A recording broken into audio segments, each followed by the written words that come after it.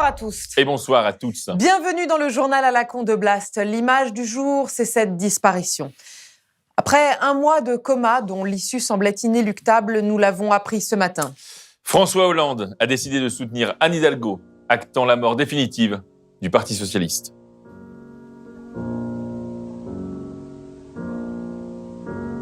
Alors bien sûr, suite à cette disparition, nos premières pensées vont vers sa famille politique qui était en Patrick, non, il n'y avait plus de famille. Non. Oui. Alors bien sûr, nos deuxièmes pensées vont assez proches. Non plus. Non, il n'y avait plus rien, il n'y avait plus personne, Patrick. Ah oui ? Ah non. En tous les cas, la mise en bière aura lieu au siège du Parti socialiste, rue de Solferino. Non, il l'avait vendu, c'était plus là. Mais non. Eh ben si. Eh bien, le corps de ce grand parti de gouvernement, proche de l'écologie, sera déposé avec respect dès demain dans la poubelle jaune. Avec les épluchures de patates. Non, les épluchures de patates, c'est pas la poubelle jaune, c'est le compost, Patrick. Oh, s'il vous plaît, Aude. Pardon. Voilà, nous sommes dans le temps du recueillement.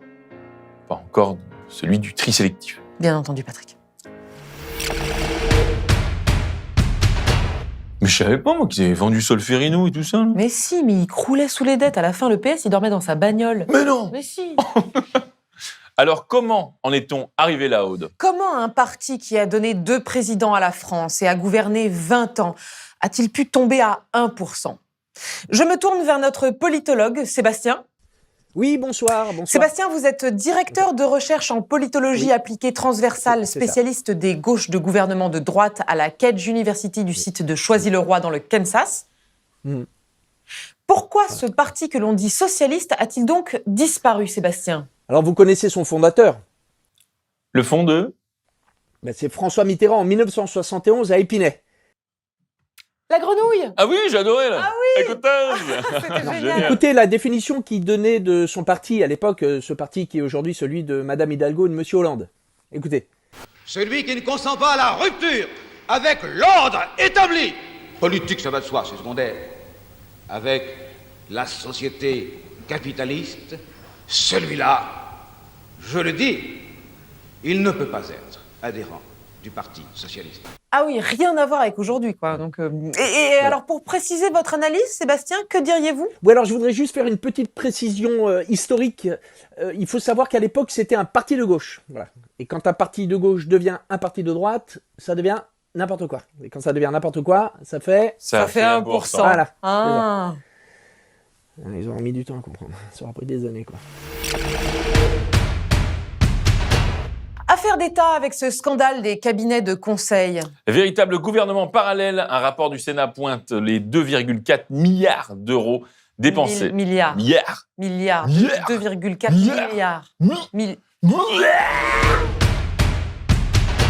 Oui, je sais, Patrick, c'est à dégueuler, mais restez professionnel, s'il vous plaît.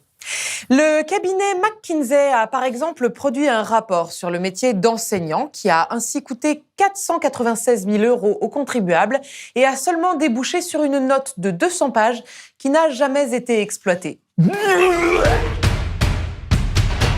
Le cabinet a également produit pour le gouvernement un PowerPoint et un petit carnet de 50 pages sur la réforme des retraites pour la coquette somme de 950 000 €.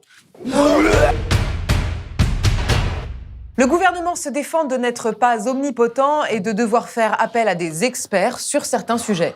Attends, il faudrait pas mettre directement des experts dans les ministères, par exemple ? Bah non, mais pour ça, il faudrait une école nationale d'administration de laquelle seraient issus des hauts fonctionnaires. Non, vraiment trop compliqué. Non. Ouais. Là, Patrick, nous avons affaire à un véritable McKinsey Gate. Mais pourquoi personne n'en parle ? Enfin, je veux dire, plus. Ah, mais c'est très simple. Selon une étude, ça n'intéresse pas les Français. D'accord. Et c'est qui a fait cette étude ? McKinsey. Mais non. Non mais attends, mais c'est pas possible, c'est trop gros là. Ah bah oui. Non mais il y a trop de choses à dire. Ah oui, c'est très riche comme sujet. Ah ouais, c'est trop riche. Ouais, c'est riche. Ouais. Guerre et psychologie maintenant, avec cette question cruciale. Comment parler de la guerre à nos enfants ? Sébastien, vous êtes spécialiste en pédopsychiatrie. C'est ça. Docteur ad vitam aeternam en dermatologie psychiatrique de l'université de Bruxelles-Midi. Oui.